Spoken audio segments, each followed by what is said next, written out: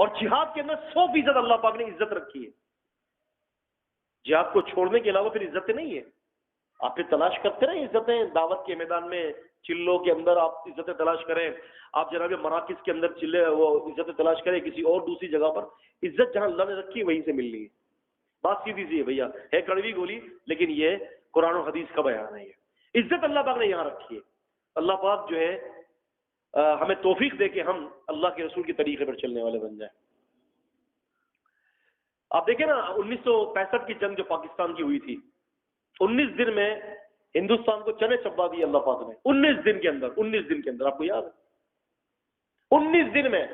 اور اگر پاکستان پہلو تہی کر لیتا تو کہتا کہ جی ایکسکیوز می بھائی ٹیبل ٹاک کر لیتے ہیں، تو چنے نہیں چبا سکتے تھے.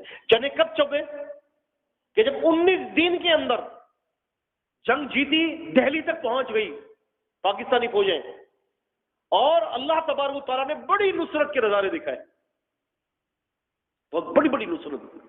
صرف یہ نہیں ہے کہ صحابہ اکرام کے دور کے اندر ہی جو ہے جناب علی فرشتے نازل ہوتے تھے. اللہ جانتے فرشتوں کا نزول قیامت تک باقی رہے گا ایمان والوں کی مدد کے لیے. 1965 کی جنگ میں دیکھیں اللہ نے کیسی مدد فرمائی اللہ پاک نے. اور جب 72 کی جنگ ہوئی تو ہمارے مشرکین نے کیا کہا، یہ باباؤں نے بم پکڑے، اللہ پاک نے کہا جاؤ تمہارے بابا ہی اب تمہیں بچائیں گے، جاؤ. 1971 یا 72 کی جنگ میں جو ہے نا جو مٹی پلید ہوئی، آپ کو پتہ ہے 90,000 مسلمان فوج پکڑی گئی. کیوں؟ نسبت باباؤں کی طرف کر دی. بچایا اللہ نے، غالب اللہ نے کیا، اور نسبت جو ہے بابا اور فقیروں کی طرف کر دی. اللہ نے جاؤ کر لو، بلاؤ بابا اور فقیروں کو، سب کا نام ڈبو دیا مشرکوں کا.